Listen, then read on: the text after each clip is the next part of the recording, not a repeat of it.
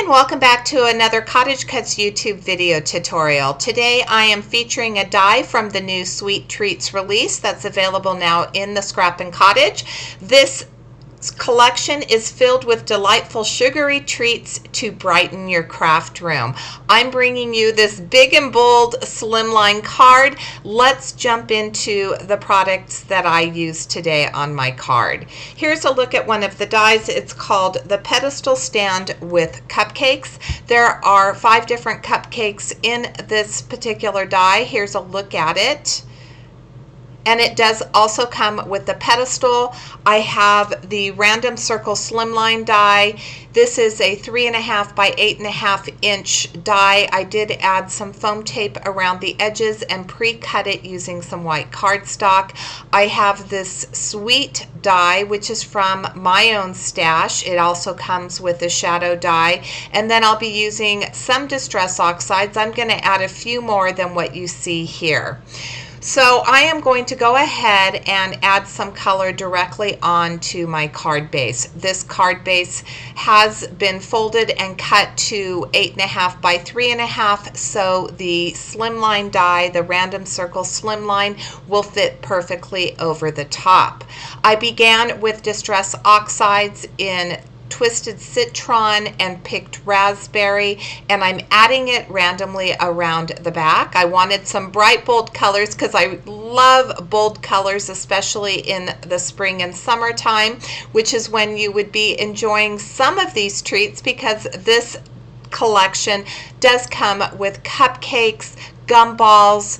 There are also ice cream cones, ice cream trucks, so it really is a delightful collection, and I felt that it needed some bright bold colors. I added some wilted violet, and then finally I'll bring in a little bit of the mermaid lagoon. I will end up going over that twisted citron just a little bit more. I've talked about this before.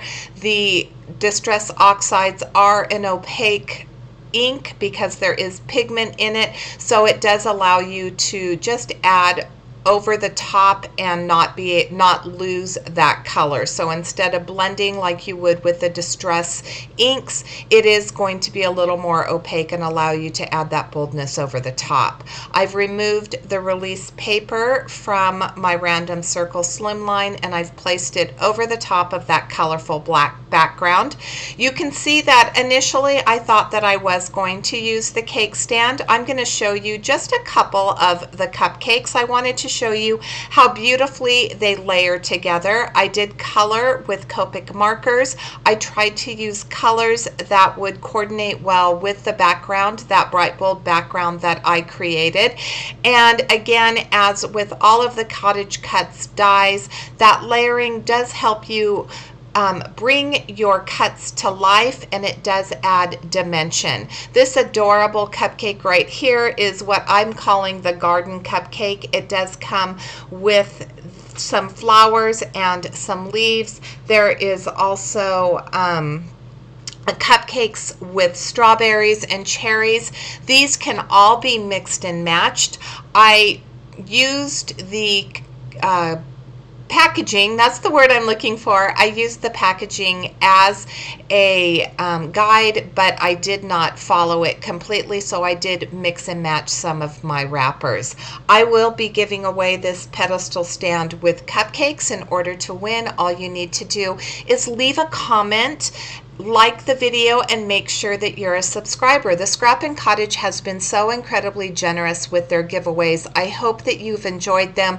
I hope that you're coming back each week, because either I or my co-creators are doing giveaways, and there is always a chance to win one of these amazing dies from these collections. My last release, I did share a card featuring the koalas die, which was absolutely adorable, from the Australian Friends collection, and the winner of that die is Kim Bacard. Kim, I want to congratulate you. I will have Mary Marsh's information linked in the description box below.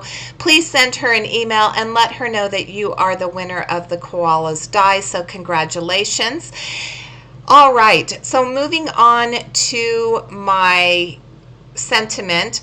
I did color the background with a V4. I wanted to coordinate it with some of the coloring that I did. That is the shadow portion. As I've mentioned before, I do like to layer my sentiments 3 deep, so this is the 3rd layer for that sweet sentiment, which is going to give it that dimension. I'll add some glue to the back of this. I'll adhere it to my shadow die, and then we will start building our card. Now, I did do some dry fitting off camera, so I have my cupcakes placed. I've already glued down the garden cupcake, and here I have one of the pink cupcakes with cherries. I do have that stand colored, so I will be able to use it on another card fairly soon. I did keep that to the side.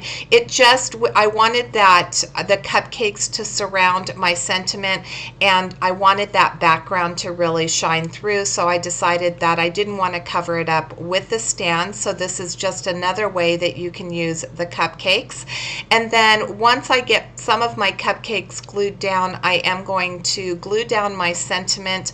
I'll glue down my last cupcake, and then finally I do love to add just a little bit of glimmer to my cards, so I will use some diamond stickles, and those diamond stickles will be added to the whipped cream on 2 of my cupcakes.